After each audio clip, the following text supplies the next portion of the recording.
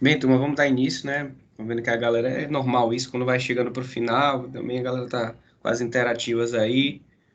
Muita gente está tentando correr atrás dos pontos, né? Porque já estamos no final aí, já temos só temos mais 2 semanas, né, de aula. Depois vão vir as provas, e aí a galera já tá mais assim, correndo atrás dos pontos mesmo, mais do que se preocupando com aula teórica. Mas vamos lá, é nosso compromisso, a gente está aqui para. Já tinha falado para vocês que o planejamento são de 12 encontros. Teoricamente, em termos de conteúdo, a gente sempre vai ter que esticar, fazer uma compilação do conteúdo e não ia dar outra, né? A gente conseguiu ainda dar bem correto, assim, bem espaçado, sem exprimir nada, até a unidade 3. O fechamento da unidade 3 a gente seguiu certinho, porque fomos 4 aulas na unidade 1, 4 aulas na unidade 2, 4 aulas na unidade 3, formando 12 encontros. Só que não temos número de encontros para formar 16, né? Então, eu estou dando esse encontro extra na aula 13 para a gente fechar o conteúdo. Então, a gente vai ter um conteúdo compilado, tá bom? Então, só deixando claro também para registrar aqui, já que a aula está sendo gravada, nós teremos na próxima aula uma aula prática, certo? Mas a prática vai ser pelo Teams, no horário da aula. Porque o corporativo ele definiu disciplinas onde as aulas práticas podem ser dadas pelo Teams, né, com vídeos, com acompanhamento do professor, o aluno assistindo o vídeo, entendendo, tirando as dúvidas do que está acontecendo naquela prática e outras práticas que não dão para ser realizadas pelo Teams, que são daquelas disciplinas específicas que precisam ser realizadas no laboratório, tá bom?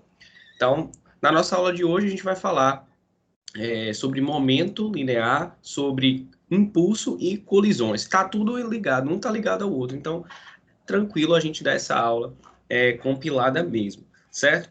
Então, a gente sai um pouquinho da parte lá de dinâmica, de energia. Agora a gente vai estudar o movimento em si, certo? Toda partícula que está em movimento, a gente já sabe que ela carrega energia cinética, né? Mas ela também tem o que a gente chama de momento linear, que é algo muito importante lá quando a gente vai estudando mecânica geral, quando a gente vai estudando a parte de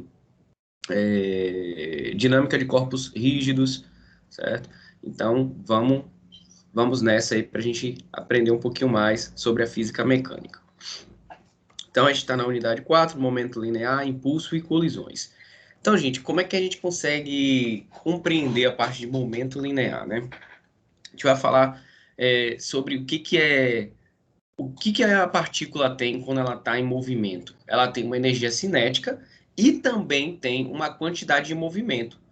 São coisas diferentes, professor? São. Por quê? Porque o momento linear, que também é chamado de quantidade de movimento, então é um sinônimo.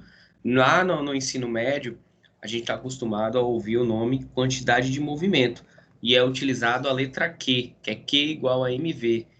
Aqui no ensino superior, vocês aprendem esse novo nome, momento linear. Por que vocês aprendem esse nome, momento linear? Porque existe um outro momento chamado de momento angular, que vocês vão estudar em resistência dos materiais, todos vocês de engenharia, né? Que está relacionado à rotação da partícula, rotação da estrutura, que é o que faz ângulo, né? Aqui não, aqui a gente está falando a movimentação translacional, certo? Que é em um eixo X, um eixo Y, um eixo Z.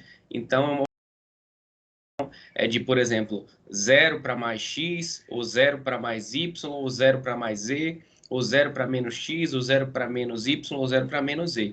Então, a gente está falando desses movimentos lineares, tá? Que é desenvolvido em cima de uma reta.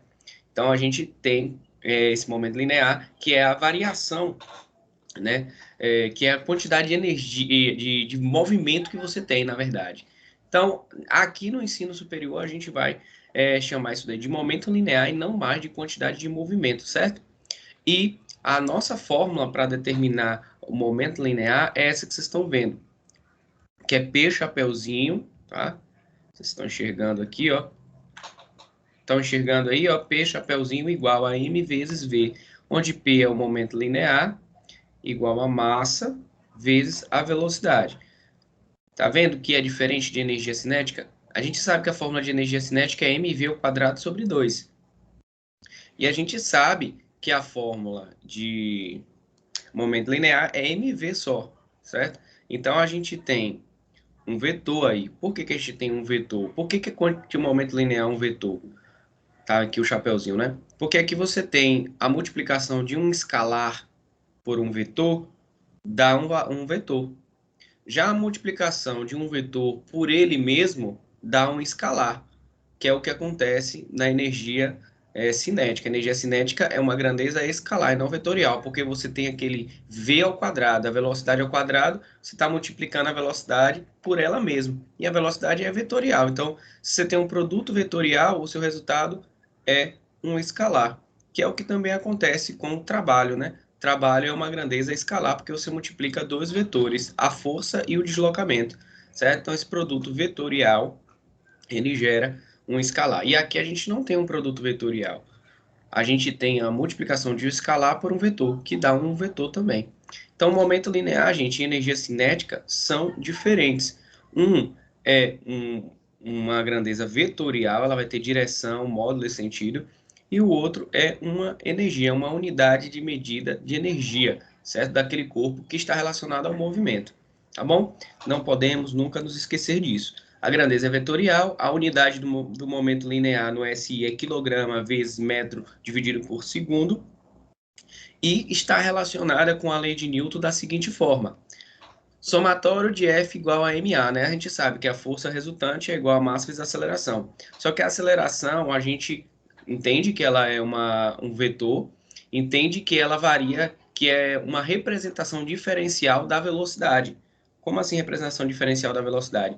Se você fizer a integral, né, da velocidade, você vai ter a aceleração. Ou se você derivar a velocidade, você vai ter a aceleração, tá?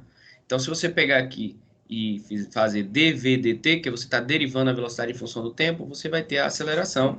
Isso a gente entendendo que a aceleração não seja constante. Porque se ela for constante, como a gente estava fazendo os exercícios, a derivada de uma constante é a própria constante, né? Então, se a gente tem a aceleração variando, dv dt, que é a fórmula original que foi pensada por Newton. Newton não pensou a fórmula F igual a ma, ele pensou a fórmula F igual a m vezes a velocidade variando com o tempo. Só que a velocidade variando com o tempo é a aceleração, tá? E perceba que se você for verificar isso daqui, ó, m vezes v é o quê? M vezes v é a própria quantidade de movimento, que é o que você vai ver aqui embaixo. Ó. Se a massa é constante, a gente considera a massa constante, vai ficar somatório da força igual a dmv sobre dt. Quando você deriva isso daqui, se a massa é constante, ela é 1, né? Se você deriva isso daqui, v, você vai ter o que a gente tem aqui, ó. Vai ficar m vezes v, que é exatamente isso aqui, ó. P igual a m vezes v. Que é m vezes v? P, que é a momento linear. Então, derivada do momento linear sobre o tempo é igual a somatório das forças. Então, essa é a relação do momento linear com a lei de Newton. Então, posso dizer que o somatório das forças, certo? Todas em um corpo, é igual à derivada da quantidade de movimento ou momento linear em função do tempo. Em termos conceituais, o que você está dizendo é o seguinte: você tem uma partícula lá e você tem várias forças puxando ela para um lado, puxando ela para o outro, tal. Então isso é o somatório dessas forças. A força resultante vai ser igual à derivada do momento linear em relação ao tempo. E vou dar um exemplo prático. Um exemplo prático é o que acontece com os corpos celestes no sistema solar. Então você tem a atração gravitacional do Sol agindo sobre a Terra, né? A atração gravitacional de Marte agindo sobre a Terra, a atração de vários corpos celestes ali agindo sobre a Terra. Aí a atração gravitacional vai gerar uma força, que é a força gravitacional. E aí você vai ter um somatório de forças, e essa somatório de forças vai estar diretamente associado tanto ao momento linear da Terra, que está relacionado à translação, quanto ao momento angular da Terra, que está relacionado à rotação. Então, basicamente é isso, a relação de momento linear e a segunda lei de Newton. Aí a gente vai para a parte de impulso, que aqui a gente vai chamar de J, né? A gente vai utilizar a letra J para caracterizar impulso. O impulso, gente, nada mais é do que a variação, certo? Se você for imaginar, é a variação da quantidade de movimento, é a variação do momento linear de uma determinada partícula. Então, se você tem uma partícula que está parada, Aí vamos pensar, se essa partícula está parada. Para que ela entre em movimento, tem que aplicar uma força, não é isso? E essa força, se ela for mais rápida, eu posso ter uma força mais rápida e uma força mais lenta. Existe isso, professor? Existe. Você pode ter uma força em relação ao tempo, por exemplo, se você fizer força vezes ΔT. Se eu aplicar essa força durante muito tempo, eu vou estar entregando mais quantidade de movimento. Se eu só entregar força durante um pequeno período, você vai ter uma quantidade de movimento menor. Isso que é impulso. Quer ver uma forma, uma analogia perfeita? Vamos voltar lá na época que vocês eram crianças, que vocês precisavam, vocês queriam se balançar no balanço do quintal da avó de vocês. O que vocês precisavam fazer? Vocês precisavam pegar impulso para cada vez ir mais longe. Quanto maior o impulso, maior era a sua quantidade de movimento, a maior era a sua variação de movimento. Então você vinha para trás, vinha para trás, vinha para trás, até onde você poderia, e ali você largava. Por quê? O que estava acontecendo ali, gente? O que você estava garantindo? Você estava garantindo que quando você ia trazendo o balanço para trás, você ia aumentando a altura do balanço em relação ao solo.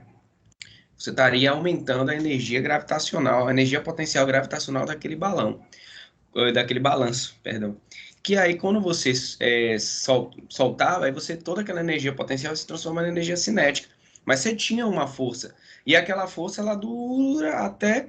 Ela vai durando, né? Aquela força, ela vai durando, durando até um determinado momento. Então, aquele impulso que você deu, quanto mais alto você elevava o balanço, mais impulso você tinha, mais alto você chegava, mais você variava a sua quantidade de movimento, seu momento linear. Beleza? Então, basicamente, é isso. Quando a gente está buscando variar o movimento da gente, a gente busca um impulso. E a gente pode ter uma força que vai estar por mais tempo ou por menos tempo. Se você pensar, uma força que você está aplicando e ela dura ali 5 segundos, e uma força que você está aplicando e ela dura só 2 segundos, quem vai ter o maior impulso? Quem vai ter o maior impulso é a força que aplicou até 5 segundos, porque ela vai estar ali aumentando e dando um impulso maior, certo? Então, a mesma coisa que acontece também, gente, quando você está numa competição de natação, né? No momento inicial, você precisa dar um impulso com suas próprias pernas, né? Na borda da piscina, para você poder se lançar mais na frente, certo? Para a sua quantidade de movimento, ela ser maior, certo? Então, o que acontece? Você tem que dar um impulso. Se você descer mais, inclinar mais o seu corpo e projetar para cima, você vai conseguir um impulso maior, certo? E obviamente que vai depender da força, né, gente? Tem a força também que a gente falou, que aí vai depender quanto mais forte for. Então, generalizando, gente, temos duas fórmulas, que a gente às vezes gosta muito de fórmula, né? Eu não gosto assim, tornar muito fácil as coisas, não, porque aí vocês acabam não aprendendo a parte conceitual, que é o que eu bato na tecla. Você pode entender o impulso assim, J igual a força vezes a variação do tempo.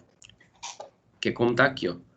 J igual a somatório de F vezes dt. Ou aqui, ó, se a nossa força ela for variável, tá vendo aqui? Se a nossa força for variável, certo? Ela varia de um instante T1 para o instante T2, você tem que aplicar uma integral. E aí vai ficar impulso é igual a integral do somatório das forças, né? Da força resultante, dt. Ah, professor, ainda não aprendi integral. Beleza, não tem problema. A maioria das questões que a gente tem, a gente vai estar trabalhando com uma força constante. Então, vai ficar simplesmente isso aqui, ó. Força resultante constante vai ficar aqui, ó. Impulso igual a somatório das forças vezes ΔT, que é a variação do tempo. Certo? Então, você entender que o impulso, ele pode... a fórmula principal dele é essa daqui. Impulso igual a integral de somatório de F vezes dt de T1 a T2.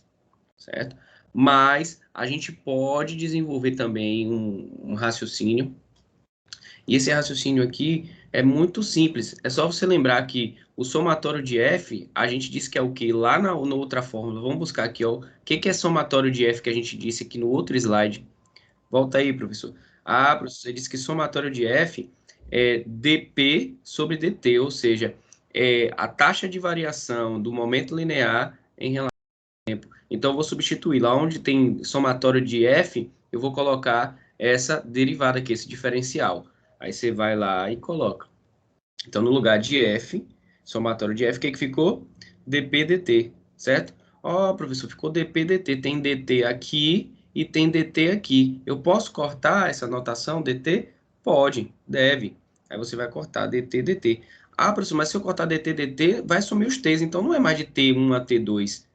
Exatamente, é onde a gente quer chegar. Não é mais de T1 a T2, porque agora seu diferencial não é em relação ao tempo. Seu diferencial agora é em relação apenas à quantidade de movimento. Então agora fica P1, P2. E se você resolver essa integral aqui, é só substituir isso aqui, aqui, e substituir isso aqui, aqui. Aí vai ficar P2 menos P1, certo? Ah, professor, eu não entendo integral ainda. Entenda só que você pode, através do teorema do impulso momento linear, que é o que você está substituindo aqui, ó, isso aqui, por dp/dt, você chegar a uma nova, estou fazendo entre aspas aqui, uma nova fórmula para o impulso. Uma nova fórmula para o impulso, que é J é igual a P2 menos P1. Lembrando que quem é P? Momento linear. Então, é a variação do momento linear. Momento linear final menos momento linear inicial. Se eu variar isso daqui, eu vou ter também impulso. Olha, professor, então eu tenho essa fórmula, né? Que me diz que, devido ao teorema impulso, momento linear, diz que impulso é igual à variação do momento linear, e eu tenho essa fórmula, que é a fórmula original dele, que quando eu quero multiplicar, que eu quero determinar o impulso através da força, quando a força não é constante. E eu também tenho essa fórmula, que é quando a força resultante é constante. Aqui é para quando ela não é constante, quando ela varia do tempo T1 para o T2, e aqui é quando ela é constante. Quando ela é constante, se a força é constante, ela vem para fora da integral. E quando você faz aqui, ó, a substituição aqui vai ficar T2 menos T1. Então, vai ficar somatório de F vezes T2 menos T1, que é a variação do tempo. Você tem uma força resultante constante. O impulso vai ser igual a somatório de F de delta T. Professor, então é importante. Estou anotando todas as fórmulas aqui que você me mandou. Quando a força não é constante, o impulso é isso. O impulso também pode ser encarado como a variação da quantidade de movimento, que é a mesma coisa de momento linear. E o impulso, quando a força é constante, eu posso reduzir para essa fórmula aqui ser integral, certo? Que é somatório de F delta T. Entendidos aí? Vamos então seguir, já que vocês já entenderam momento linear e impulso. Momento linear é simplesmente m vezes a velocidade. Impulso é integral de somatório das forças vezes o tempo, ou seja, dt. Se for uma força constante, você simplifica a fórmula tirando a integral. Vai ficar simplesmente somatório de F vezes delta T. E também temos o teorema do impulso momento linear, que diz, né, através daqueles cálculos que a gente fez lá com a integral, a soma integral, que diz que J, que é impulso, né, é igual à variação do momento linear. Firmeza? Beleza? Então, vamos seguir aqui. Professor, Oi. rapidinho, é que eu acabei entrando na aula aqui agora. Não tem Você poderia problema. só resumir o que seria esse impulso e o que seria essa somatória? Então, o que é uma somatória? Você está acompanhando a gente lá desde o início? Porque somatório a gente vem fazendo direto, utilizando essa simbologia. Você não sabe o que é uma simbologia de somatório? Só para eu Não, entender. na aula passada eu não lembro de ter usado ela, nem nas aulas anteriores. A gente usou em praticamente todas as aulas. Somatório de trabalho, a gente botou. Mas vou explicar novamente, não tem problema.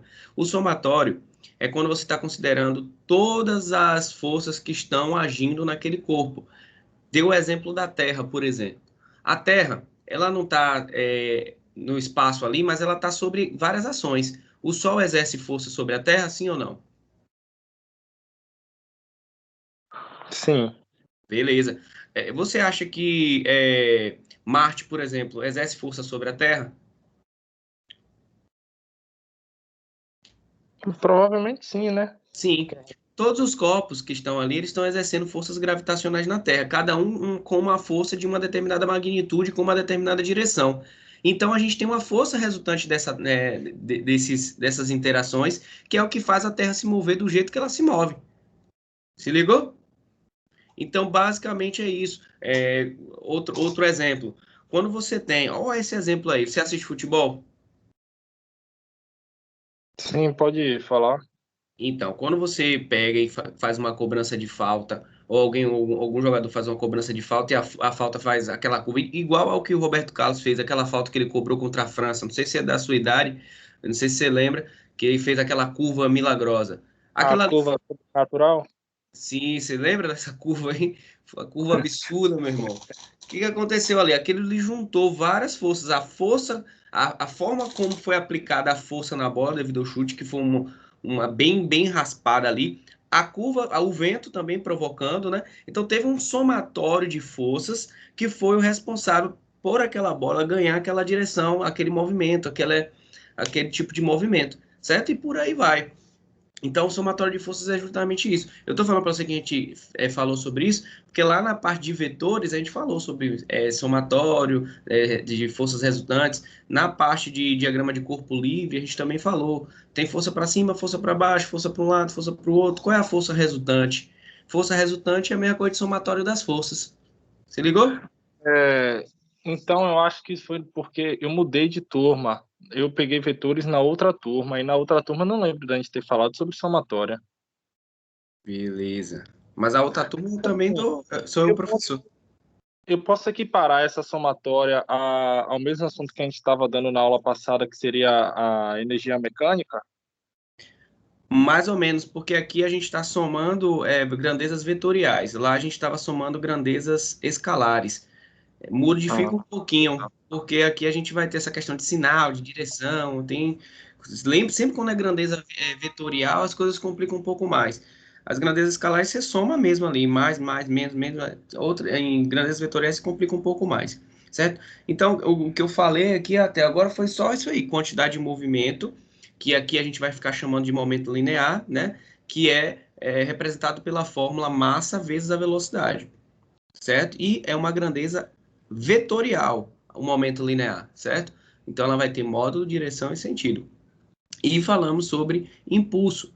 O impulso, ele é representado pela letra J, ele é integral do somatório das forças vezes d de t, certo? Então, o impulso pode gerar, como eu já falei, vai depender de como as forças estão posicionadas para você ter o impulso, certo? Aí você pode ter um impulso sendo dado uma força, né, numa partícula sendo dada de um lado, outra de outro, e ele gerar uma determinada trajetória com uma determinada força, vai depender, certo? E aí falamos do teorema do impulso-momento linear, que mostra que impulso é igual à variação da quantidade de movimento, e a força resultante constante, que quando a força é resultante e constante, essa fórmula daqui de cima, ela simplifica, some a integral, porque a força é constante, então a integral de constante é a própria constante, então, soma essa integral e fica simplesmente isso aqui, ó. A diferença disso daqui para isso daqui é a integral que some, e como a integral some, não fica mais dt, porque você não está diferenciando. Você está por um valor absoluto, por uma constante. Então, vai ficar f dt. E o somatório é aquilo que eu te expliquei. Podem existir várias forças. Tá? A gente vai ver em alguns casos aí, os casos que a gente vai ver hoje, por exemplo, é uma força só. Vai ter um somatório de força. Então, quando é uma força, é aquela força só, né? Então, vamos seguir. Aí eu então, essa coloquei... integral é a variação de dois momentos, né? Só para finalizar aqui. Isso. O impulso é a Beleza. variação do momento linear. O impulso é a variação do momento linear e também é somatório das forças vezes o tempo, tá bom? A variação do tempo. Beleza. Então a gente também, olha, eu coloquei outro exemplo. Quando você está lá numa partida de tênis, a gente sabe que existe toda uma técnica do jogador de tênis, a questão de braço de alavanca para dar mais força, e tudo isso é buscando você garantir um impulso maior na bola para que ela varie a sua quantidade de movimento. Porque a gente acabou de ver, a variação da quantidade de movimento está diretamente ligada ao impulso. E o impulso está diretamente ligado à força vezes o ΔT. Então, esse ΔT, gente, é exatamente o tempo que você demora aplicando a força.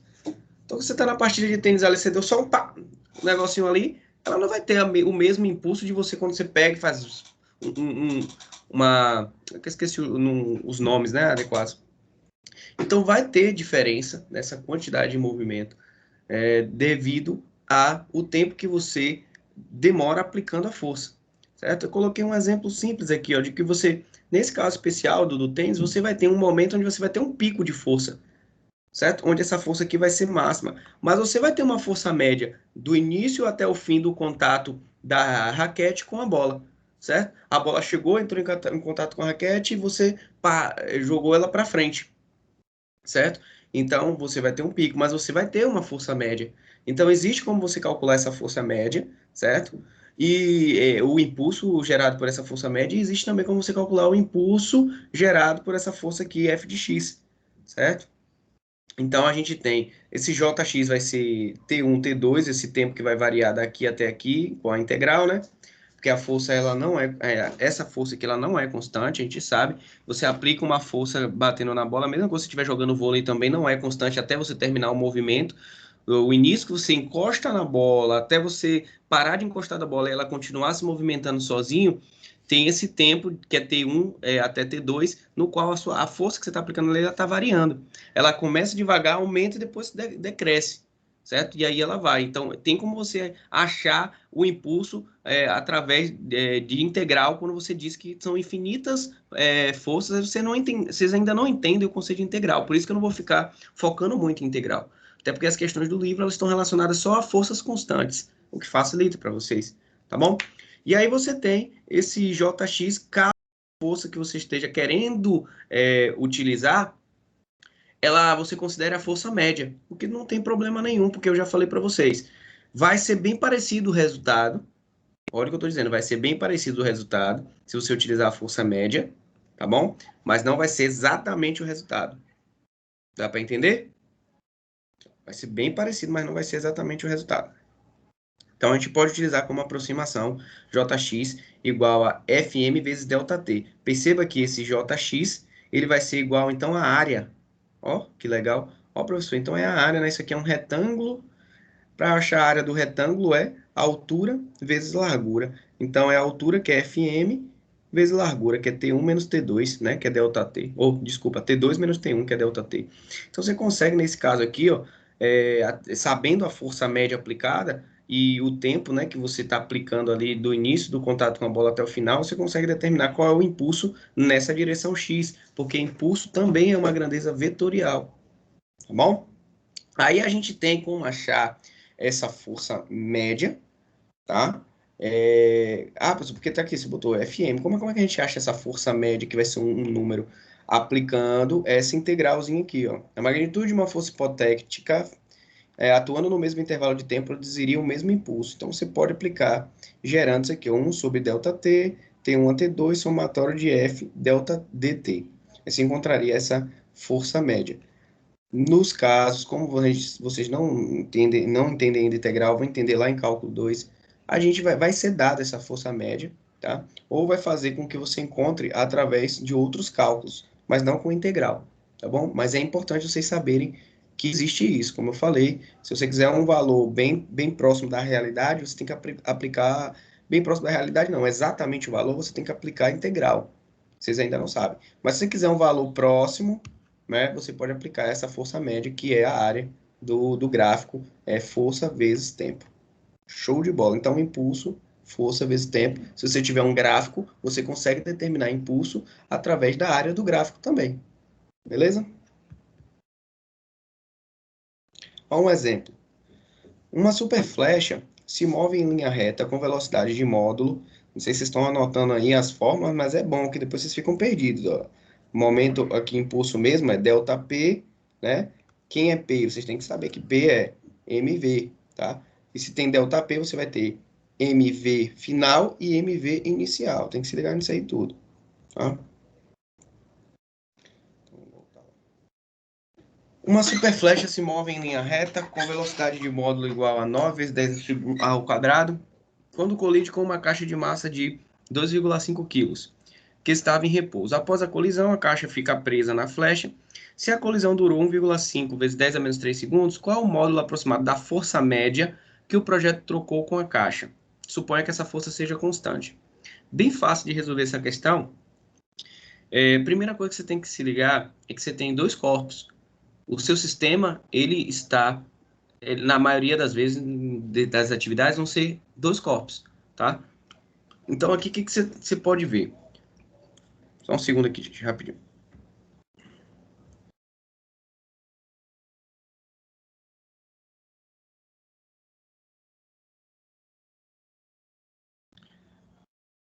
vamos buscar aqui os dados. Ele está pedindo a força média que o projeto trocou com a caixa. Trocou com a caixa. A força média com que o projeto atingiu a caixa. Se trocou aqui, não tem nada a ver. Força trocou com a caixa. Só isso que eu estava...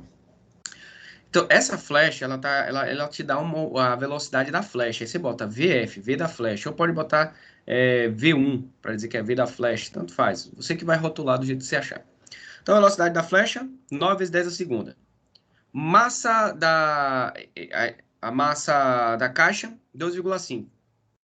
A velocidade inicial da caixa, 0, que ele falou, que a caixa estava em repouso. Após a colisão, a caixa fica presa na flecha. Se após a colisão a caixa fica presa na flecha, a velocidade final da flecha e a velocidade final da caixa, elas vão ser iguais, sim ou não?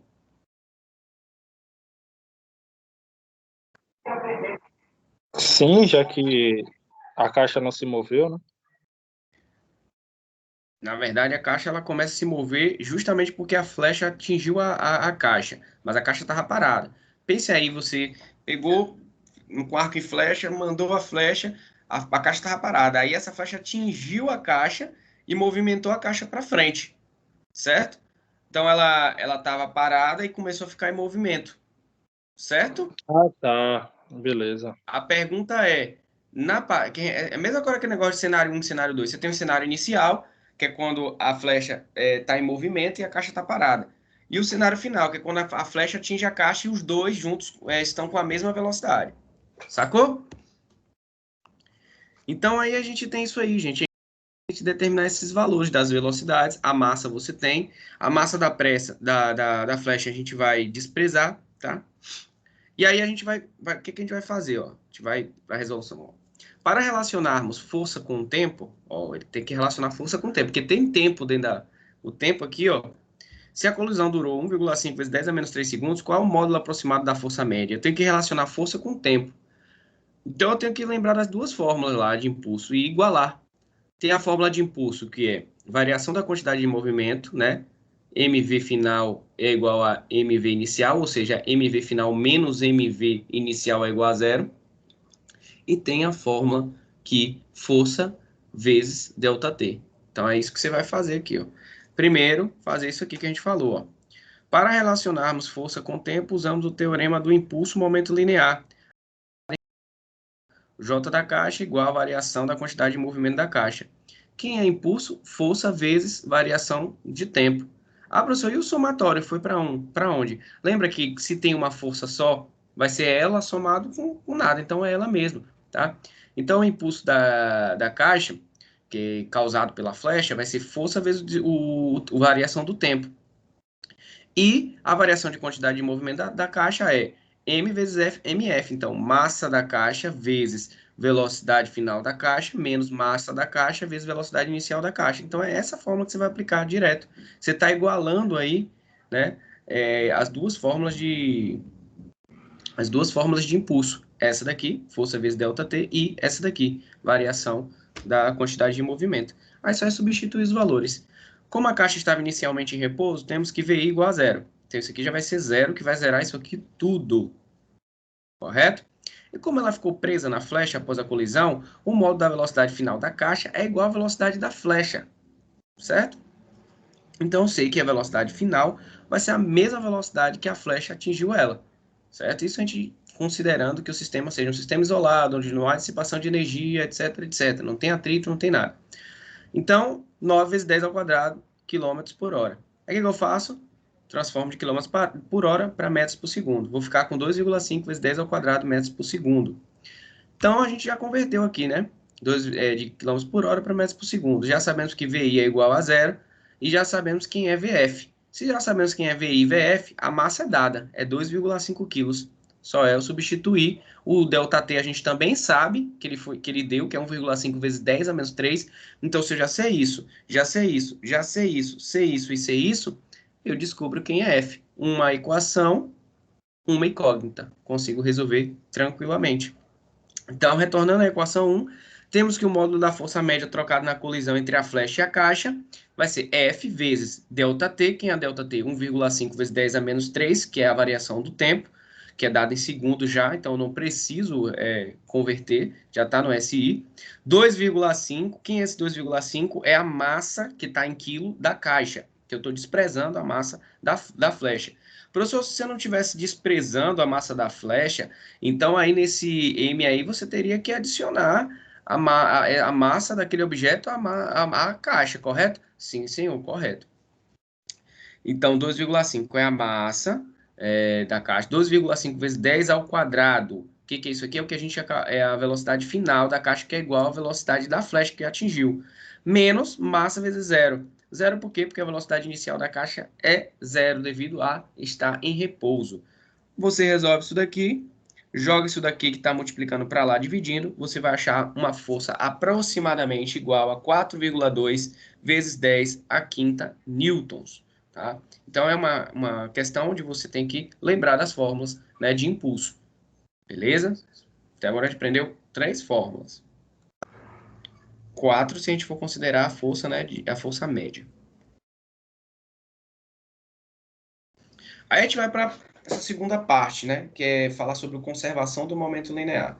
Se a gente considerar um sistema isolado, onde não existe dissipação de energia, nem existe nada, nenhuma outra força contrária ao movimento, a gente vai dizer que esse sistema ele conserva um momento linear. Olha o exemplo, ó. Um par de astronautas, eles estão no vácuo. Então, esse sistema vácuo par de astronautas é um sistema isolado, porque não vai ter nenhum outro tipo de força, né, atuando ali naquele par ação e reação da terceira lei de Newton. Então, se eles se tocarem, né, o que vai acontecer? Vai ter, eles se tocando, vai ter um par ação e reação, a força de B em A e a força de A em B, e elas vão ser iguais, certo? Uma vai ser um sinal positivo, outra vai ser sinal negativo. Isso é o quê? O par ação e reação da terceira lei de Newton, beleza? Então, a gente tem esse par ação e reação, que é a força de B sobre A, que é para cá, e aqui é a força de A sobre B, que é para cá. Se eles estiverem se tocando ali, como não tem nenhum outro tipo de força, eles vão se deslocar com velocidades idênticas, um para o lado direito e outro para o lado esquerdo, devido àquela força aplicada. Beleza? Então, a gente pode derivar essa forma e achar que a força de A sobre B é dPB sobre dt, que é a variação da quantidade de movimento, né, dividido por o tempo. E aqui é a mesma coisa, FB sobre A, que é a variação da quantidade de movimento em relação ao tempo, certo? Isso utilizando aquela questão de massa vezes aceleração, viu, gente? Que é a segunda lei de Newton. Força não é massa vezes aceleração? Quem é a quantidade de movimento? Massa vezes velocidade. Mas quem é velocidade? Ou desculpa, mas quem é aceleração? V sobre dt, certo? Então aqui vocês não estão enxergando, mas aqui é massa vezes aceleração. A gente viu isso no primeiro slide. Ah, professor, como é que você está dizendo que isso aqui que eu estou vendo é massa vezes aceleração? Eu não estou enxergando isso daí. Porque aqui a gente está aplicando a segunda lei de Newton, né? Força igual a massa vezes aceleração. Mas vocês não estão enxergando massa vezes aceleração aqui, porque provavelmente vocês não vieram trazendo a fórmula de quantidade de movimento, que é m vezes v. Se você substituir isso aqui por m vezes v, vai ficar v sobre dt. V sobre dt é o quê? Aceleração, tá? Que é isso aqui que a gente viu aqui, ó. A gente viu bem aqui, ó. Somatório de F é igual a massa vezes a aceleração, mas quem é a aceleração? É V sobre dt. Tá vendo? Somatório de F é m dv dt. Correto? E quem é m vezes dv? É m vezes dv é p, como tá aqui. Então, somatório das forças é igual a dp dt.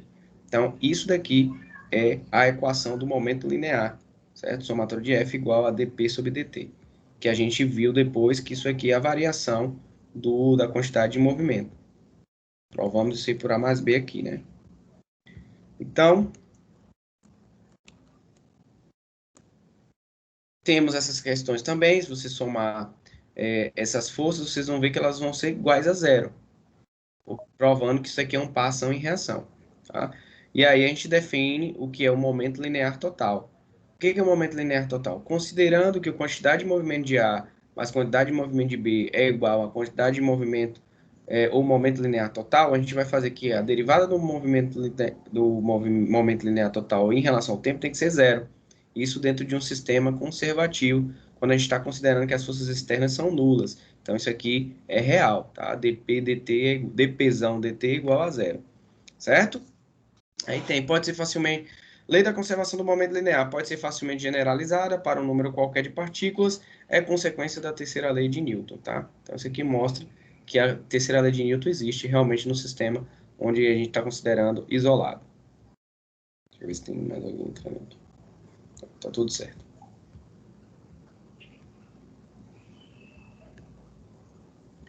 E aí, a gente tem mais um exemplo para a gente aplicar, né? Isso aí que a gente está vendo. Um carrinho cheio de terra, de massa de 2 kg em repouso, pode se deslocar sobre uma superfície plana e horizontal, sem atrito, sem resistências. Um projeto de 200 gramas é disparado na horizontal contra o carrinho.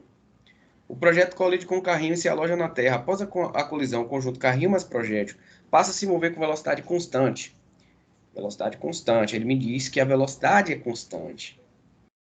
Isso é importante, essa informação que ele me dá, que eu vou buscar lá em cinemática vetorial o que significa isso. Ele percorre 0,80 metros em 0,4 segundos. Qual era aproximadamente o módulo da velocidade do projétil imediatamente antes dessa colisão com o carrinho de areia? Então, perceba, está vindo ali um carrinho cheio de areia com massa 2 kg. Inicialmente ele está em repouso, mas ele pode se deslocar sobre uma superfície plana e horizontal sem atrito, sem resistência. Aí um projeto de 200 gramas é disparado na horizontal contra o carrinho. Aí após esse projeto de 200 gramas colidir com o carrinho, ele gruda na areia e movimenta esse projétil, ou movimenta esse carrinho. Então o conjunto carrinho e projétil que foi lançado e grudou, eles começam agora a se movimentar. O carrinho antes que estava parado com velocidade igual a zero, agora ele começa a se movimentar com uma velocidade constante. E ele me diz que esse movimento são 0,80 metros em 4 segundos. Então, se ele me diz que a velocidade é constante e me dá o ΔS, que é 0,80, e me dá o ΔT, que é 0,4 segundos, eu posso achar a velocidade, porque a velocidade é constante, então eu posso utilizar a fórmula da velocidade média. Só não posso utilizar a fórmula da velocidade média quando a velocidade não é constante. Aí eu tenho que utilizar vermes voadores atacam a Terra. Mas nesse caso, a velocidade é constante. Então eu posso achar que é a velocidade final, que é a velocidade após a colisão. A velocidade após a colisão, que é a velocidade final, eu já sei que é 0,80 dividido por 0,4, né, que vai dar 2 metros por segundo. Então, eu já sei que a velocidade final da composição carrinho de areia, que tem 2 kg, mais projétil de 200 gramas, vai dar 2 metros por segundo ao quadrado. Falta eu achar quem? A velocidade inicial do projétil, porque a velocidade inicial do carrinho é zero. Então, eu vou aplicar conservação da quantidade de movimento. Ou seja, o que é a conservação da quantidade de movimento? O momento linear total inicial é igual ao momento linear total final. O que é esse movimento linear total, gente? É o momento linear dos dois corpos somados, como a gente viu aqui, ó. Momento linear total é o momento linear desse corpo mais o momento linear desse outro corpo, certo? E se tiver mais um C, é de quantos corpos tiverem, certo? Então, o momento linear de um mais o momento linear de outro é considerado momento linear total. Aí você tem o momento linear total inicial, o momento linear total final. Eles têm que ser igual para respeitar isso daqui, ó. dp, dpzão dt no tempo igual a zero, certo? Então, voltando para a questão, a gente vai fazer isso aí, a conservação do movimento. Primeiro, achar a velocidade, a gente já fez. Após a colisão, o modo da velocidade do conjunto é de 0,8 dividido por 0,4, que são 2 metros por segundo. No ato da colisão, o sistema pode ser considerado isolado e, portanto, há conservação do momento linear. Assim, analisando o modo do momento linear antes e após a colisão, a gente vai ter o Salvador está com algum problema na internet. Então, a gente vai ter P após e P antes. Lembrando que a gente vai ter que somar, né? O momento linear de um e o momento linear de outro. Final. Então, final, a gente soma as massas, porque eles já estão grudadas, né? Quando a gente tem o cenário final, né? Quando o projétil está dentro do carrinho de areia, então a gente vai somar essas massas do projétil e do carrinho, vezes a velocidade após. Por que só tem uma velocidade, professor? Porque eles estão juntos, então eles estão numa mesma velocidade. E aqui você vai ter MP, que é a massa da partícula do projétil, vezes VP antes, né, o inicial, que é o que você quer achar, menos a massa do carrinho, vezes VC antes, que é a velocidade do carrinho antes. Então, você está com a fórmula toda prontinha aqui, aplicando a conservação da quantidade de movimento, certo? Ou a conservação do momento linear, que é a mesma coisa. Só vai substituir as fórmulas, os dados na fórmula agora.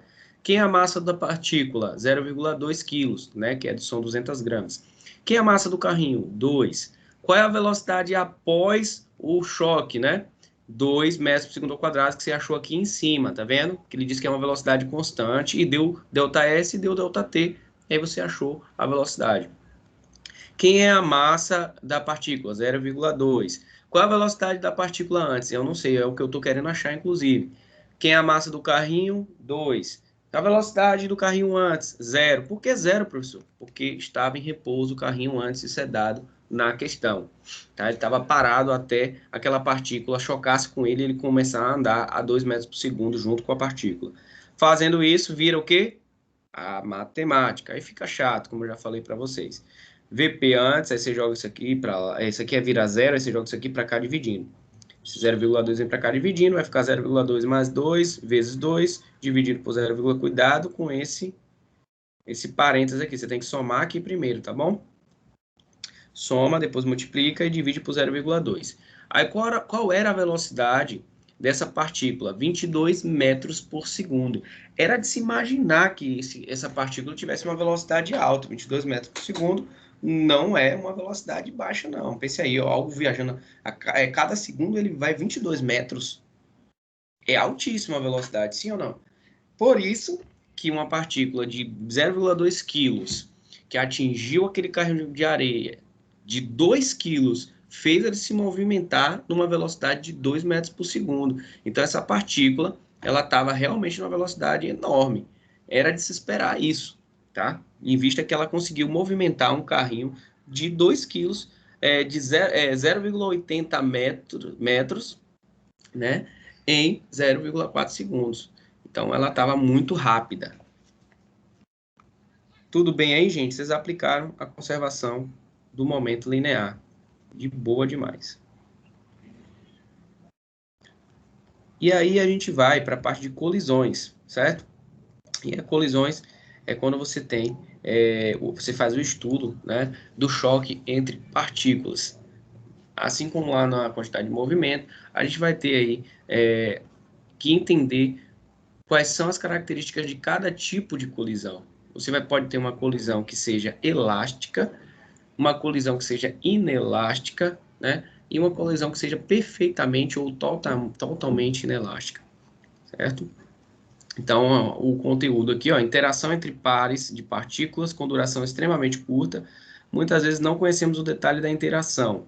Nesse estudo da gente, a gente não vai se ligar nisso, nesse detalhe da interação. A gente vai só se ligar no que acontece antes e no que acontece depois. O que acontece ali durante a colisão, a gente não vai focar muito, mas a gente tem que saber que é importante, porque lá na frente, em dinâmica de corpos rígidos, em resistência dos materiais, onde você estuda a questão da deformação, esse negócio do choque vai ser importante, do impacto que causa a deformação vai ser importante. Bom, mas por enquanto a gente vai ficar de boa. Algumas aplicações, né? Calcular coeficiente de resistência de materiais para questão de choques, né? De carros, fazer cálculos, né? Aritméticos para determinar a trajetória de bolas de bilhar. Você vê, se você pegar no YouTube, jogar no YouTube, tem algumas jogadas que os caras montam tudo bonitinho e conseguem encaçapar todas as bolas. Então aquilo ali é uma aplicação do estudo de colisões, tá? Quando você envolve ângulos, envolve velocidade, para passar. Aquela bola passou certinho, naquele momento certinho, entre duas bolas que também estavam em movimento. Pô, isso não é coincidência, isso aí são cálculos realizados para que aquilo tudo aconteça. E, obviamente, o sistema tem que estar calibrado, as bolas têm que estar numa mesma pesagem, né, com diferenças mínimas entre elas em relação à massa. Tudo tem que estar muito bem calibrado. A mesa de sinuca tem que estar perfeitamente linear, lisa, sem nenhum tipo de irregularidade em relação à sua superfície. Tá? Outra aplicação muito importante em nível atômico foi lá na descoberta, né, na primeira vez que Rutherford começou a estudar o átomo, ele decidiu entender o que estava ali dentro do átomo, porque ele ficou intrigado, ele achava que o átomo ele era composto de eletrosfera e núcleo, e ele teve que provar isso. Como é que ele fez isso? ele bombardeou elétrons com feixes, ou bombardeou átomos com feixes de elétron.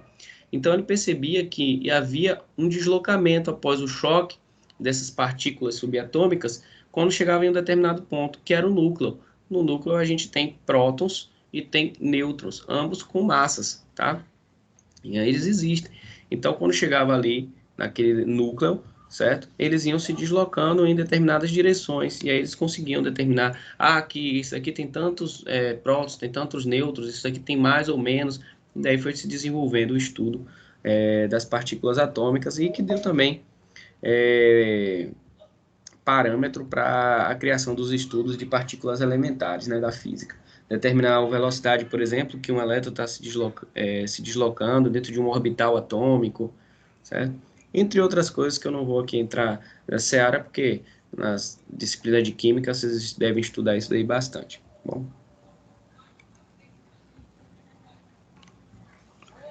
Então, gente, como eu falei, a gente pode utilizar, considerar que no estudo das colisões o nosso sistema é isolado, beleza? Mesmo sabendo que isso não existe, por exemplo, na colisão, numa colisão inelástica, né, a energia ela não vai se conservar, certo? O que é uma colisão inelástica? Explica para a gente, professor, dá exemplos para a gente poder entender, né? Principalmente em relação a essa questão do que se conserva ou não se conserva. Vamos começar pela colisão elástica, como vocês estão vendo aí. Quando a gente fala de elasticidade, a gente está dizendo o quê? Pega duas bolas aí de tênis ou bolas de futebol, que é feito de tecido, você vai perceber que aquela colisão ali, por exemplo, da bola, de duas bolas, você vê que elas vão colidir e vão se restituir novamente, certo? Então, aquela colisão, ela é elástica. Energia cinética, ela se conserva. A energia cinética de antes é igual à energia cinética de depois, se o seu sistema for isolado. Ah, professor, entendi. Então, existe a absorção da energia de uma para outra e de outra para uma, exatamente. Obviamente, se tiver uma bola maior, se tiver uma bola menor, você vai ter esse desequilíbrio da absorção de energia por uma. Mas quando você somar, vai ter que dar igual. Uma vai vir com energia cinética de 100 joules, outra vai vir com de 80 joules. Aí uma vai colidir com a outra, vai trocar 20 para lá e 40 para cá. Mas sempre vai se conservar essa diferença, sempre vai ser a mesma energia cinética somada de uma antes da colisão com a energia somada de outra depois da colisão, na colisão elástica. E a inelástica, professor? A inelástica é aquela que você tem uma situação, por exemplo, de duas bolas de... Pode ser duas bolas de bilhar que venham uma de conta com outra e se choquem, certo? Aí você percebe que quando elas se chocam, vai existir essa energia do impacto que não é absorvida, ela é liberada, certo? É tanto que vocês veem isso daí, quanto mais duro é um determinado material, por exemplo, você se choca com ele, sai até faísca em alguns casos, né? Porque a energia ela está sendo liberada. Ou uma outra forma é através do som, quando tem dois materiais duros que se chocam, faz aquele boom, aquele estrondo. Isso está relacionado à perda, essa energia não se conserva. Tá? E a colisão totalmente inelástica é quando você tem uma partícula que vai se chocar com a outra e elas se grudam, elas grudam. O que acontece? Você perdeu a energia cinética de uma das partículas. Por quê? Porque a energia cinética anterior, ela veio com uma energia e depois ela se grudou. Então, uma em relação à outra vai estar parada, mas em relação ao referencial posicional que está observando, vai estar em movimento, certo? Então, colisão elástica é quando você tem colisão de partículas que se conserva, tá? A energia cinética, e a inelástica é quando não se conserva, quando existe perda de energia, por exemplo, para se transforma em som, se transforma em calor, certo? E a colisão totalmente inelástica, que é quando você tem as duas partículas antes estão com a velocidade, depois quando elas se chocam, elas se grudam e ficam com a velocidade final igual, certo? Professor, Oi. na colisão totalmente elástica, essa energia cinética do segundo corpo, sei lá, duas bolas se chocando, quando elas grudam, essa energia cinética da bola que grudou, ela é transformada em quê? A energia cinética que a bola vai e ela se choca, o que acontece? A energia final vai ser metade, né, da energia total que era antes. Então, você vai ter perda da energia cinética de uma das partículas totalmente para a outra, entendeu? Só que a outra não vai aumentar a sua energia cinética. Aí você, pô, professor, e vai para onde é esse tipo de energia? Vai para a deformação, porque nada vai grudar no outro sem deformar. Você se ligou aí? É como se fosse é como se uma partícula se chocasse com a outra, deformasse e ficasse nela. Como, por exemplo, deixa eu dar um exemplo aqui. Ah, um exemplo ótimo. É o que a gente acabou de ver, da caixa com a flecha. Se eu peguei a flecha colidiu com a caixa, ficou grudada na caixa, o que, que aconteceu? Para que a flecha perfurasse a caixa, ela teve que deformar ela, rasgar ela toda ali. Então, a energia cinética da flecha em relação à caixa ela virou zero da flecha em relação à caixa, viu, gente? Porque toda a energia foi utilizada para deformar a caixa e provocou o movimento da caixa também, certo? Então, a energia provocou a deformação, parte provocou a deformação e parte provocou a movimentação da caixa. Então, a resposta é essa, na colisão totalmente inelástica, o corpo que ficou grudado, e a parte da energia foi para o movimento do outro corpo, que estava parado, teoricamente, ou numa velocidade menor, e outra parte da energia foi da deformação, que a gente falou sobre isso até na aula passada, que para deformar alguma coisa, a gente precisa de entregar energia. Beleza? Entendi. Isso aí. Boa pergunta, é isso aí. Vamos agora fazer notas algébricas para o que a gente estava falando de forma conceitual. Primeiro, colisões elásticas. E aí eu coloquei aí, o caso geral em 1D. A gente está estudando isso aí em uma dimensão, tá? Na dimensão X. Ó.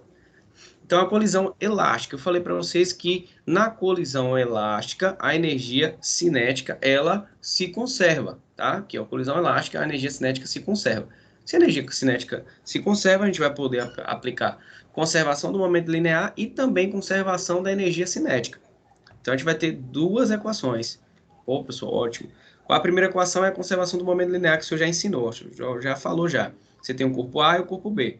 Corpo A e corpo B vêm um de frente ao outro, certo? A colisão, eles se chocam. Nessa colisão, a gente está dizendo que é elástica.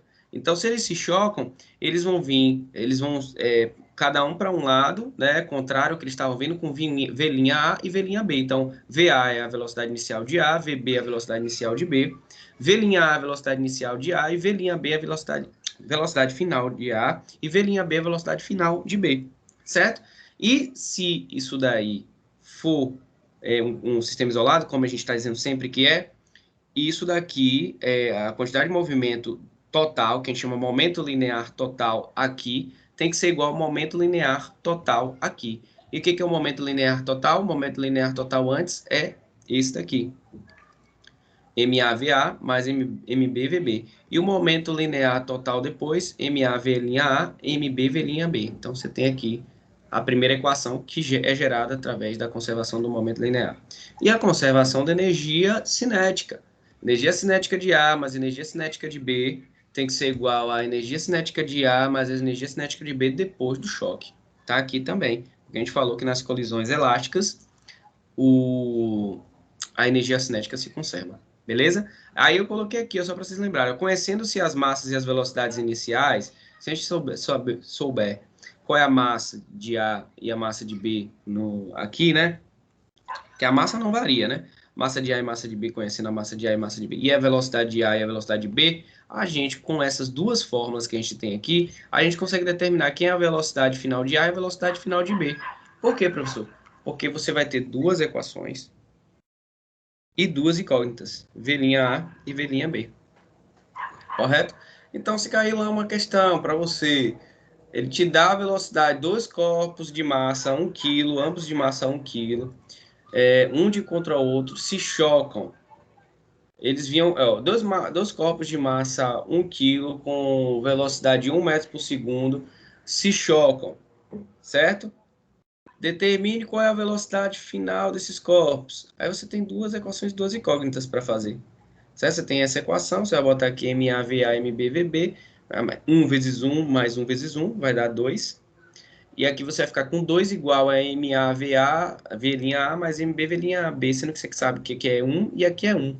Porque a gente falou, então a gente botou tudo 1, né? Massa de A1, massa de B1. E colocamos velocidade de A1 e velocidade de B1, só para simplificar o raciocínio mental que eu estou fazendo. Raciocínio mental é ótimo. O cálculo mental que eu estou fazendo. Então aqui vai ficar 1 vezes 1, 1. 1 vezes 1, 1. 1 mais 1, 2. 1 vezes V'A, o próprio V'A. 1 vezes V'B, o próprio V'B. Então vai ficar V'A mais V'B igual a 2. Então você já tem uma relação que a velocidade final de A mais velocidade final de B é 2.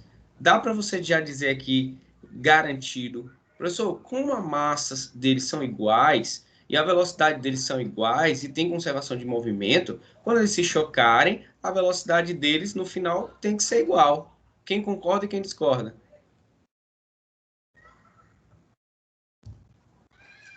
Tem coerência, né? Exatamente, tem coerência. O que eu já posso dizer para vocês é isso, que caso vocês tenham uma situação onde a massa dos dois corpos que vão colidir sejam iguais e a velocidade dos dois corpos também sejam iguais, você vai ter velocidade final desses corpos também iguais, tá? Porque a gente está dentro da conservação da lei dos movimentos. Aí só é você substituir, ó, pegar V'A, isolar ele e botar o V'B para lá, aí vai ficar 2 menos V'B. E aí, onde tiver V'A, você colocar 2 menos V'B. Isso aqui tudo você já vai ter feito, que é 1 vezes 1 ao quadrado, vai dar 1 vezes isso aqui vai dar 1 sobre 2, mais 1 sobre 2, que dá 1, né? Isso aqui tudo vai dar 1, igual a... Aqui também vai dar 1, aí aqui no lugar de V'A você vai colocar 2 menos V'B. No final, você vai encontrar que V'A e V'B são realmente 1 metro por segundo para ambos, porque eles têm a mesma massa, certo? Tem uma... Oi? Oi? Esse 1 sobre 2. É da equação da energia cinética, lembra? Energia cinética que a gente estudou? K, aquela K igual a 1 sobre 2 mv ao quadrado? Ou mv ao quadrado sobre 2, que é a mesma coisa? Lembrou? Não, mas tá tranquilo. Da energia cinética? A energia cinética que foi na aula retrasada. A gente falou, na aula passada a gente falou energia potencial gravitacional e energia, conservação da energia. E na aula retrasada a gente falou de energia cinética, que é K igual a mv ao quadrado sobre 2. Então a gente está falando aqui, ó, conservação da energia cinética. Beleza? Beleza. Só para ficar mais claro ainda aí. Então é isso, gente. Nas colisões elásticas, é a única situação onde a gente vai ter a conservação da energia cinética. Na colisão inelástica e na perfeitamente elástica, a gente não vai ter essa conservação, não.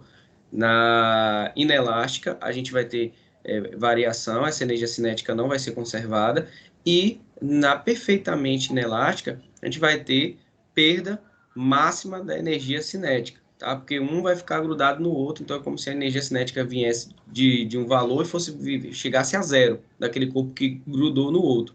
É que nem uma bala, na colisão perfeitamente inelástica, é que nem uma bala na qual você atira, né, num determinado... qualquer coisa que você atire, a bala ela vai grudar. Então, quando ela gruda ali, naquele momento em que ela atinge, a velocidade dela zera. Aí, o que acontece? Aquela velocidade dela grande parte daquela velocidade, daquela energia cinética da bala, ela é convertida, né, em quantidade de movimento, energia para aquele bloco, aquele sistema agora, bala e, sei lá, um bloco de madeira que a bala atingiu, se movimentar. Mas também parte daquela energia deformou. É tanto que se você pegar uma bala maior, certo? E uma bala menor, você vai ter uma deformação maior para a bala maior. Só você pegar lá, assistir os filmes de Tropa de Elite, por exemplo, pegar uma 12, uma ponto .12, e pegar uma bareta, uma 9 mm, e você faz o teste lá de teste de impacto. Você vai atirar no mesmo lugar com a 12 e vai atirar no mesmo lugar com a de 9 mm, pode ser, ou então qualquer outra, aí você vai ver a diferença de impacto ali da deformação e também da velocidade, caso aquele anteparo que você esteja atingindo possa se mover, certo? Porque quanto maior a massa, maior a quantidade de movimento, maior a energia cinética. Quanto maior a velocidade, maior a quantidade de movimento, maior a energia cinética, né? Sabe de tudo isso. E aí a gente tem um caso particular, né, em uma dimensão, quando uma das massas inicialmente está parada. O que acontece quando uma das massas está parada? Aqui a gente continua ainda no caso das colisões inelásticas, ou das colisões elásticas. Aqui é quando as duas estão em movimento, que é o caso geral, mas a gente tem alguns casos específicos, quando, por exemplo, uma das massas dos corpos estão parados. O que acontece quando um dos corpos estão parados? Um desses corpos vai ter velocidade inicial igual a zero, o que vai simplificar a minha fórmula, certo? Vai acontecer uma simplificação da fórmula. Aqui, levando em consideração que o corpo B é aquele que está parado, então eu não vou ter massa de B vezes velocidade de B, porque vai zerar tudo, né? Já que a velocidade de B é igual a zero. Eu só vou ter massa de A, velocidade de A, que vai ser igual a massa de A, V' A, mais massa de B, V' B. Correto? Então, eu vou ter uma velocidade final de B e uma velocidade final de A. Obviamente que se o móvel A acerta o móvel B na colisão, a gente vai ter o móvel B indo para frente e o móvel A vindo para trás. Só que, como vocês podem ver, o tamanho da seta que eu estou colocando aí indica perda de velocidade. Então, essa velocidade que o móvel A está chegando aqui, ele entrega energia para esse móvel B, perde essa energia cinética, vai parte para fazer o movimento dele. Como a colisão é elástica, a gente não vai grudar, não vai deformar, né? A colisão é elástica, não vai deformar.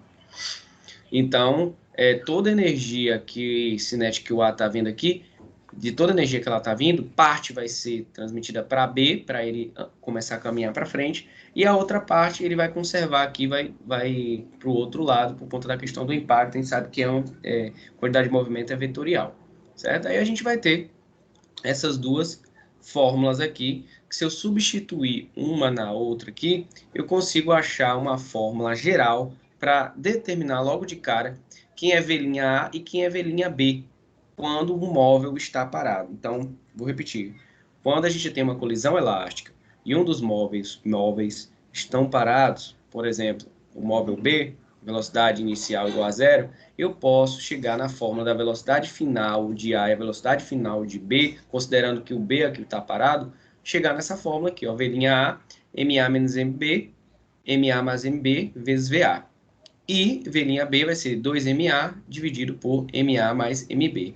De onde surgiu essa fórmula? Depois de você substituir, gente, isolar aqui, ó, e substituir, por exemplo, MVA não é MA, VA mais MB, VB, então você pode substituir ou VA ou VB em qualquer uma dessas fórmulas aqui que você vai achar essas duas equações aqui importantíssimas para facilitar, aumentar a velocidade de resolução dos cálculos de vocês, tá bom? Então, esse é mais um exemplo aí. Aí a gente tem, por último, um caso mais ainda particular dentro desse caso. Então, dentro desse caso, quando uma das partículas está inicialmente parada, a gente tem mais dois casos particulares. O primeiro caso é quando a massa de B é infinitamente maior do que a de A, certo? Quando, por exemplo, você pega ali uma bolinha de, sei lá, de gude e colide ela com uma bola de basquete, certo? Pode ser. E supondo que essa bola de gude tenha aí 1 grama, sei lá, 100 gramas, e a outra tenha 4 quilos, assim, algo muito, muito maior, diferença muito grande, certo? Então, o que acontece? Quando existe esse caso, você vem aqui com VA, VB é muito maior do que VA, certo? Então, desculpa, a massa de A é muito maior que a massa de B. Então, o que acontece? Essa massa de A, ela não vai provocar nenhuma velocidade em B. Então, nesse caso aqui, ó, a velocidade de B final vai ser aproximadamente zero. Então, ele vai se deslocar muito pouco, porque a massa de B é muito maior do que a de A. Então, não foi suficiente a energia cinética que a desenvolveu para fazer B se movimentar. E a velocidade de A, se for uma colisão elástica, vai ser a mesma. A velocidade final de A vai ser a mesma que a inicial com sinal contrário. Então ele vai bater lá e vai voltar, como se fosse numa parede, entendeu? Muito parecido como se fosse numa parede. Você vai jogar aquela bola lá, ela colidiu e voltou, porque a massa daquilo ali é muito maior, certo? Então nesses casos a gente pode assumir isso aqui que a gente está falando. E o outro caso é quando é o contrário. Quando a massa de A está se movimentando e B está parado. Quando a massa de A está se movimentando e ela é muito maior do que a de B que está parado, aí o que acontece? A vai continuar com a mesma velocidade, não vai nem parecer que ela se chocou. Vai passar ali, não vai parecer que se chocou, porque B estava parado e é tão pequeno em relação a A, que A vai carregar ele ali e não vai carregar, né, gente? Deixa eu falar que não vai carregar, porque é uma colisão elástica, tá? Vai bater nele ali a velocidade de B vai aumentar, né? Então, a velocidade de A vai colidir com B, a velocidade de A vai continuar a velocidade de A para o mesmo sentido, tá? B não vai ter massa suficiente para fazer voltar ao sentido, e B vai ficar com a velocidade aproximadamente 2 vezes a de A, que é como está mostrando aqui embaixo, certo? E aí, quando a gente tem uma massa de A igual a massa de B, mas as velocidades, elas não necessariamente são iguais, como a gente foi naquele caso que eu mostrei. Então, você vai ter massa de A igual a massa de B e B está parado. O que acontece? Se B está parado, esse caso aí, gente, esse terceiro caso particular dentro do caso de quando tem uma das partículas paradas, é o da mesa de bilhar de sinuca, quando você inicia a jogada. Puxa aí na cabeça aí quem joga sinuca, o que acontece? Todas as bolas ali têm a mesma massa, certo? Então é esse caso bastante específico, certo? Que é uma massa de A igual a massa de B. O que acontece com a bola branca? É ela que vai na velocidade, né? As outras estão paradas. Quando você taca a bola branca de início ali, né? Existe, obviamente que existe aquela questão de estar tudo bonitinho, não ter dissipação de energia, não considerar nenhum tipo um sistema isolado. Sabe que no sinuca o sistema não é isolado. Tem atrito, tem tudo isso, né, gente? Pelo amor de Deus. Mas se fosse um sistema isolado, naquela mesa de bilhar ali, quando você batesse a bola branca na outra bola, a bola branca ia ficar parada e a outra que ia continuar o movimento, certo? Com a mesma velocidade que a colocou para ela, ou seja, ia acontecer uma transmissão perfeita, uma transferência perfeita de energia cinética. Toda a energia cinética de A foi transferida para energia para B. E aí B continua o movimento com a mesma velocidade de A.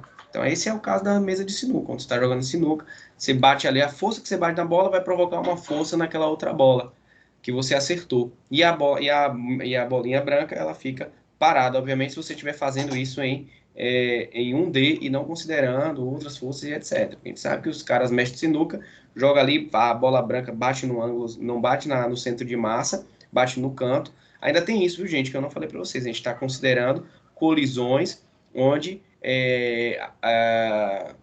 a colisão é baseada no centro de massa. Porque numa mesa de sinuca a gente não bate no centro de massa das bolas, a gente bate onde a gente quer para que a bola faça o movimento que a gente quer, tanto a branca como as coloridas, as listradas e as lisas. Então é isso.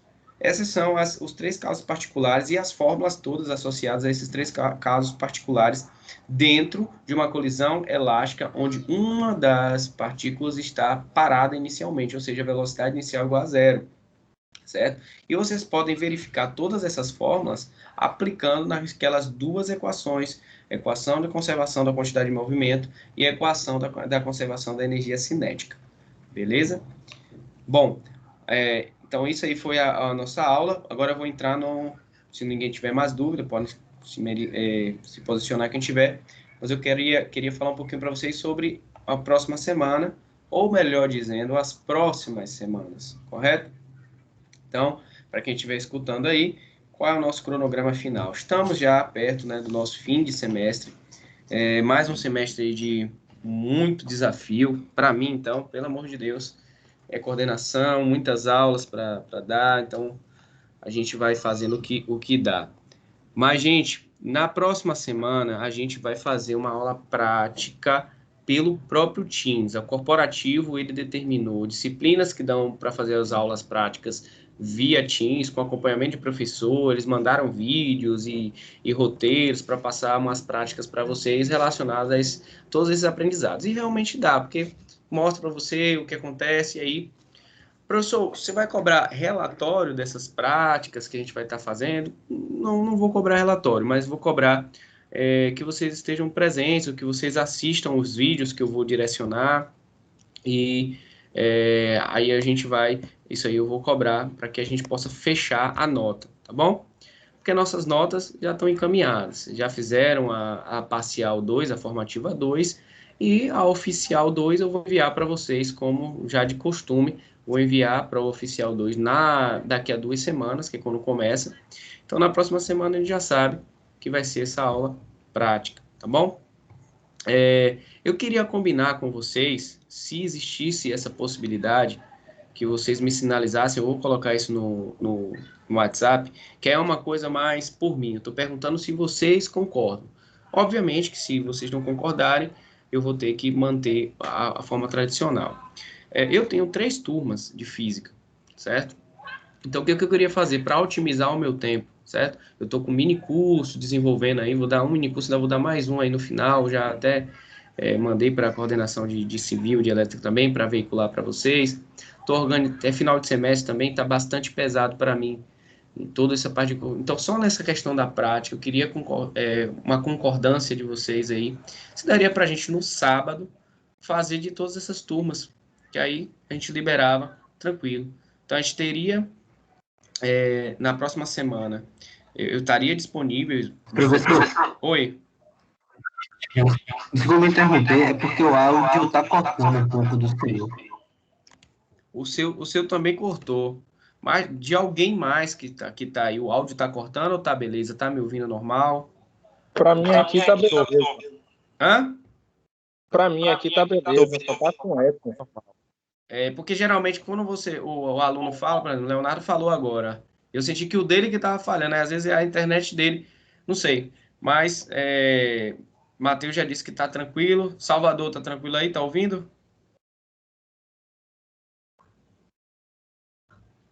Não sei se Salvador tá com o microfone ligado, mas tá de boa.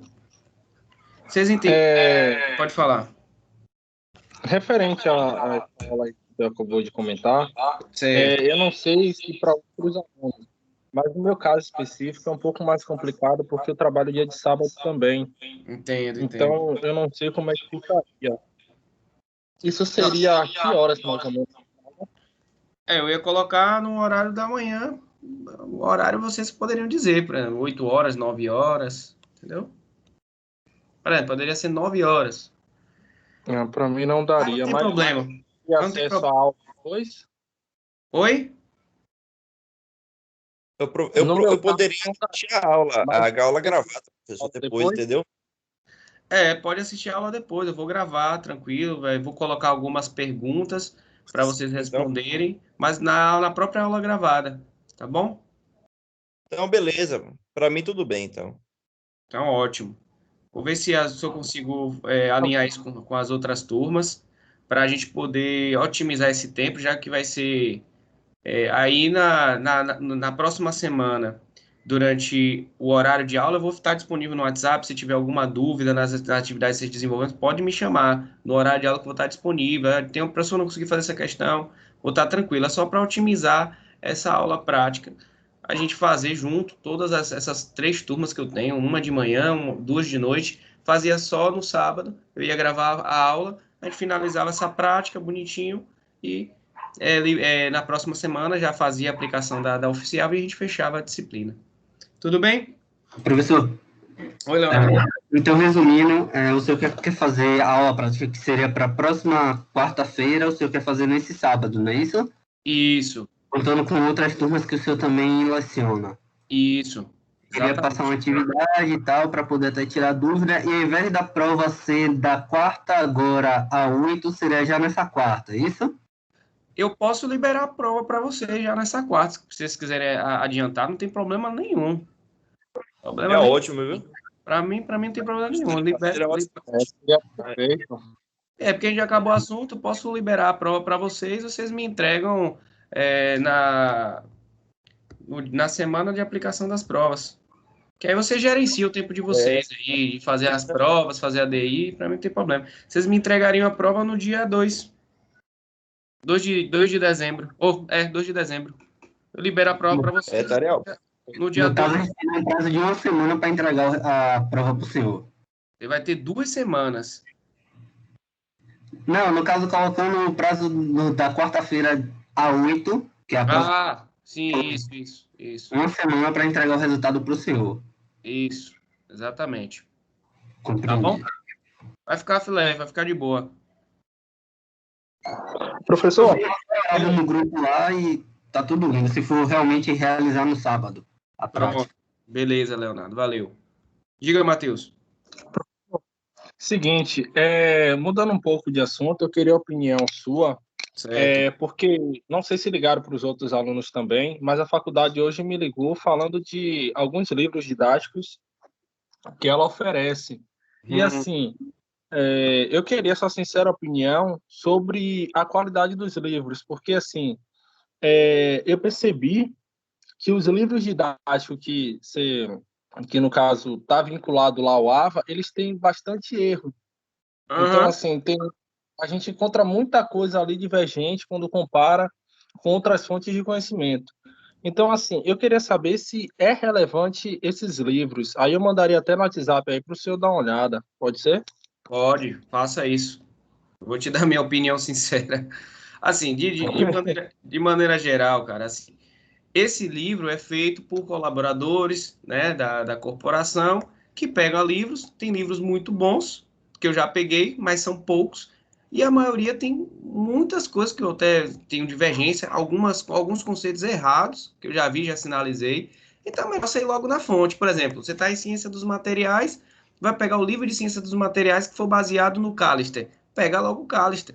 Ah, você está em física, vai pegar o livro de física que está baseado no Tipler, no Halliday, pega logo o Halliday.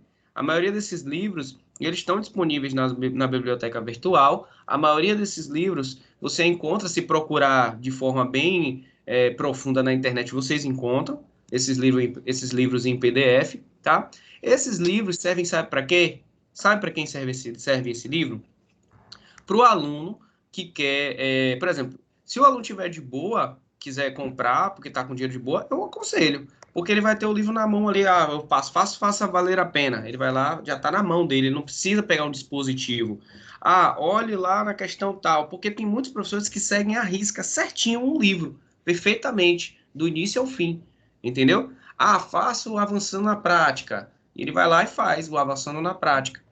E aí ele tem um maior controle. Mas em termos de conteúdo, se for essa a sua pergunta, aí não, aí eu sugiro que você compre o livro, ou pesquise o livro em PDF, ou pegue o livro na biblioteca virtual que tem, entendeu? E aí você vai ter um conhecimento mais amplo, bem mais amplo mesmo. Certo? Entendi. São os livros que eu mandei agora aí no WhatsApp. Deixa eu ver aqui. Você está se referindo a esse mesmo? Ou esse daí que eu te mandei são outros livros? Deixa eu Porque ver. assim, Porque possa ser que que eles estejam te oferecendo livros que eles me mandam aqui de forma gratuita também. Eles me mandam livros, por exemplo, de cálculo 1, 2, o Callister, de física, eles me mandam livros gratuitos dos autores mesmo. Entendeu? entendi. Porque assim, o preço é bastante, eu achei consideravelmente salgado, mas assim, parece uma coletânea até boa, que tem química, física, cálculo, introdução à engenharia e ciência da computação. Eu achei até interessante, mas eu gostaria de saber da fonte. Até comentei lá, porque peguei algumas coisas lá no AVA que não batiam muito com o que seria o certo.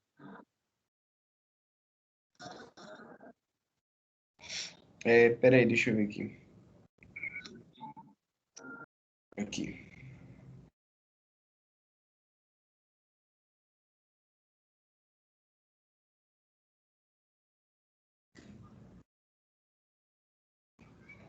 Ah, não. Aqui são livros bons, pô. Entendeu? Livros bons. Entendi. Porque eu não conheço essa editora. Então, eu fiquei na dúvida. É muito boa essa editora. A McGraw-Hill é a editora do Sengel. São boas, pô. São bons. Pode comprar sim, hein? Agora, é aquilo que eu falei. Você pega um livro de... Você é de que? É elétrica, de... Qual é a sua engenharia? Aí você pega um livro de física, eletricidade e magnetismo. Pô, velho, vai ser algo que você vai utilizar bastante, não só em física. Aí você tem que fazer esse pensamento, entendeu? Qual é a minha área de estudo? O que que eu gosto e me interesso mais? Os meus livros que eu comprei na graduação eram livros estritamente das coisas que eu me interessava mais. Gerenciamento da cadeia de suprimento, é, é, a parte de gestão da informação, a parte de gerenciamento da produção, planejamento e controle da produção, desenvolvimento de produtos, são esses livros que eu tenho, que eram o que me interessava. Entendeu? Entendi, Que porque tem uso. assim, que realmente teria uso.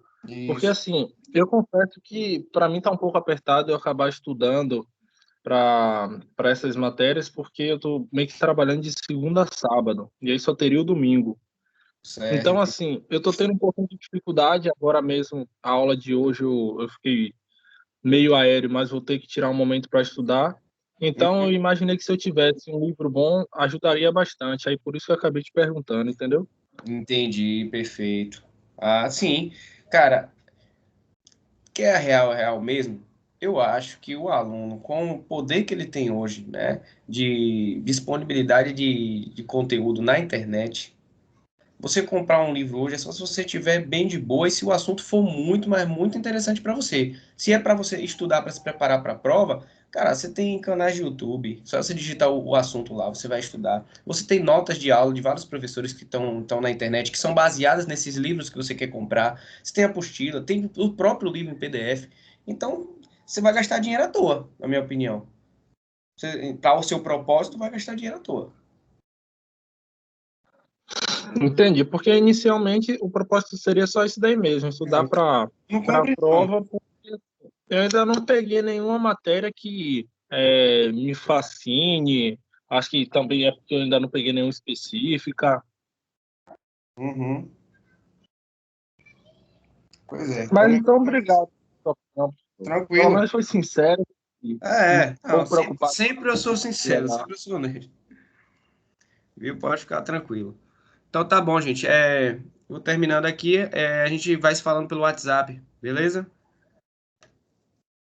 Valeu, professor. Então, uma boa semana aí. Até mais. Tranquilo, professor. Boa noite aí. Boa noite a todos. Boa noite, pessoal.